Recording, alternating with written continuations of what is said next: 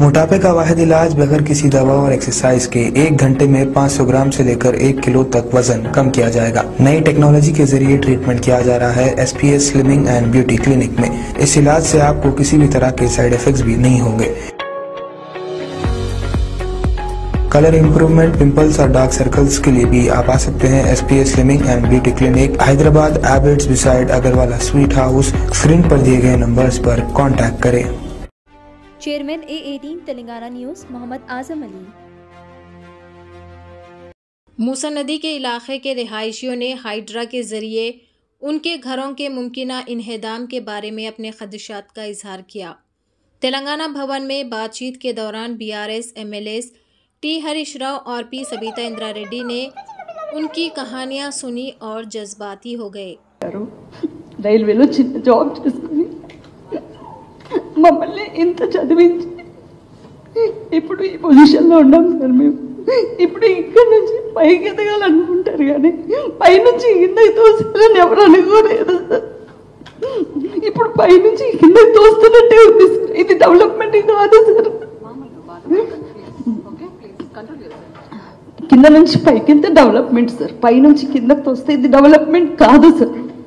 ఎంతమంది కుటుంబాలని మేము ఉన్నాము. మీకు టెన్షన్ పడాల్సిన అవసరం, మీరు బాధపడకండి సార్. వాళ్ళందరూ ఉన్నారు, దిల్ టేక్ కేర్.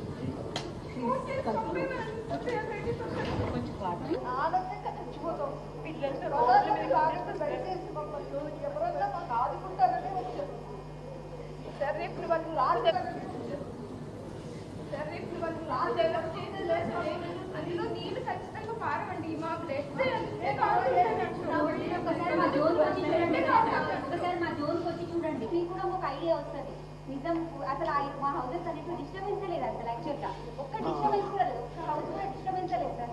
అయినా అసలు మీరు చూడకుండా డిస్టర్బెన్స్ లేదు సార్.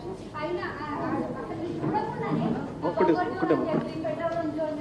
ఎలా డిసైడ్ చేశారు సార్ మీరు? అట్లా మా జోన్కి వచ్చి చూడండి ఒకసారి మీరు, అసలు ఏం డిస్టర్బెన్స్ ఉందో అల్లికి.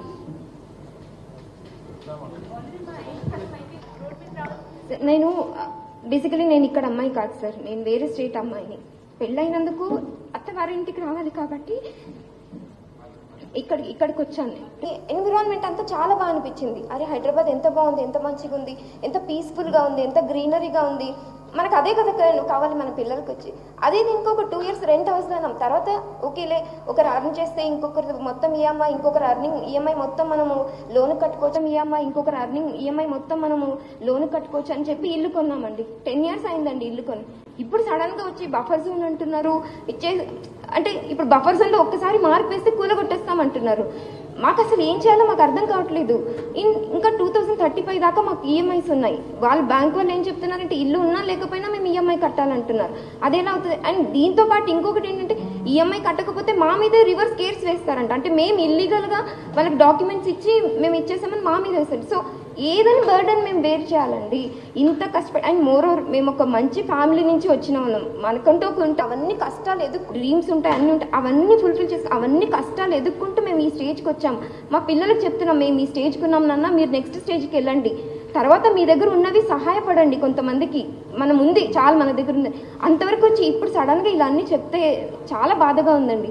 డెవలప్మెంట్ చేయండి, మేము ఎవ్వరికి అగేన్స్ట్ కాదు, డెవలప్మెంట్ చేయండి. But not at the cost of మా జీవితాలు పోయి డెవలప్మెంట్ చేయడం అంటే చాలా కష్టం కదండి. ఇప్పుడు ఆ లోన్స్ అని నిజంగా లోన్స్ తలుచుకుంటుంటే నైట్ పడుకుంటే మార్నింగ్ లేసి చిన్న పిల్లలండి, నాకు భయంగా ఉందండి. చిన్న పిల్లలండి, నాకు ఇంత చిన్న పిల్లలు ఉన్నారండి.